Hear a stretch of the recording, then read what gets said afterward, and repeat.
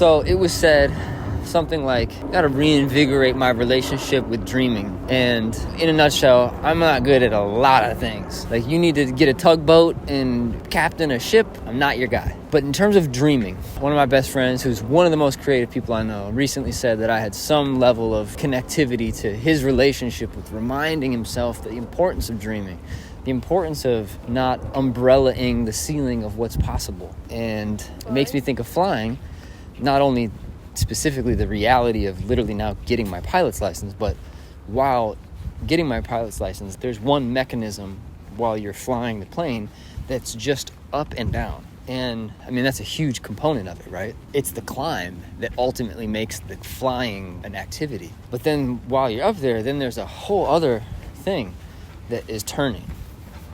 Now, that turning mechanism combined with the up and down, you start tilting and you start doing these other combination movements. But technically, the up and the down and the left and the right are two different mechanisms. And I think the adult mind is fast to say, hey, let's be realistic. We're only getting older. Let's be realistic. That's wishful thinking. And I think also as a collective pain body, you see people's unsuccessful attempts at striving and they're settling. And there's like this emotional, energetic, spiritual, like cruise control thing that happens. Maybe it's because I've grown up around my dad. Maybe it's because I've met people like a Trammell. I've obsessed over it. I've met Kanye. I know Steve. I see those successful blueprints, but I also then I smush them in my face.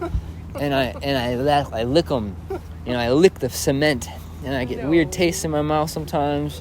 But then I kind of reverse engineer the recipes of what works and what doesn't. I've obsessed over it since I was 19. And I'm 33 now. And everything from what is successful parenting techniques to what causes someone to then not succeed in an industry. But all of that non-success builds up and they into this new thing that no one else saw. And they maybe invented something, but also you could say they just found this thing that was needed that no one else saw. And I'm so moved by that because, I was born in a really small place in Michigan. I live in a pretty small place in Texas. And I just feel like I belong in Tokyo. And I've never been to Tokyo until I'm 33. What would give me the feeling that I should or deserve to live in Tokyo? I have an energetic feeling. And I remember growing up, my dad teaching me how to follow a blood trail. You walk, and then all of a sudden you stop seeing it. And so you stop, and you kind of look at, okay, that's where we came from. The animal kind of, okay, maybe it stopped running here. What happened then? And sometimes you're like, back up, and you're like, okay, it was moving fast, and there's like a pool of blood here. Oh, wow. Well, I don't see anything, but then look up there. And then you just follow this train. And for me, that applies to the reverse engineering of what works and what doesn't work. And if you follow Bruce Lee's recipe of you look out into the world and you scan everybody who's ever been here, everything that's ever happened, what inspires you the most? Yoji Yamamoto said it in that Instagram clip. Copy. You can copy somebody whom you like very much. You can copy it. Until end of the copy, you can find yourself.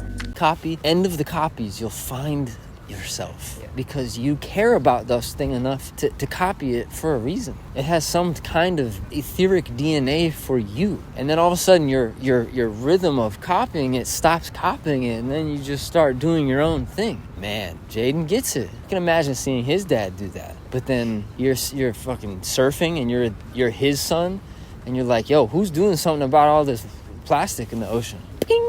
And you learn about all these great people most of their life, unless they were like a young prodigy type of thing. At some point, at least, they dealt with someone saying, you're crazy, you're confused, you're tripping, stop, you're better off quitting. But Steve said it too. This whole world was designed by people not really any smarter than you and I. Everything around you that you call life was made up by people that were no smarter than you. People who are dreamers, people who are unrealistic. Maybe you had to fail 50 times. But there's also that meme of like, 51 times all of a sudden turns into the success. And most, like 99% of the people, they stop at number 50. But right at 51 or 52 was the breakthrough. Thousands of times. But even him, like his relationship with Nikola Tesla, Tesla doesn't get credited with a lot of the stuff that he actually was responsible for, like leaning in and moving forward. But then Edison took credit, and there was like a bunch of drama that happened between them. I'm not quoting, but even that by itself, fascinating. The ego mechanism, the egoic structure, the time-based identity system, or I would call it the time-based entity. It is the mind that's in time, which is largely comprised of your trauma body, your pain body, as Eckhart Tolle would talk about it. And that is meant to reference things in your environment left and right. But it's a completely different mechanism to go up, to go down. It's like up is dreaming, down, looking at where you come from, looking at what's possible. I mean, it's a metaphor for being inside of the cockpit of a plane. I mean to reference it because it is a different mechanism to turn. And when you're looking at like, how do we pay bills? Or like, I have to go to the bathroom. Where's the nearest bathroom? I'm not dreaming in that moment. Zero dreaming mechanism happening there. But when I'm dreaming, I'm thinking about what's possible. Man, what if like the guy who we know who has the connection to that company that's literally here in Tokyo, what if like we just made a call, and what if they had a good feeling about us and they just went through this relationship and some, and then I really appreciate spirituality. And then all of a sudden they have a call with us and there's a synchronicity and they see the number 22 tattooed on my wrist and boop, hey, you know what? Would you like a job? Could happen. Doesn't mean it's gonna happen. Doesn't mean it's even likely to happen. But that is a different mechanism of looking up and feeling the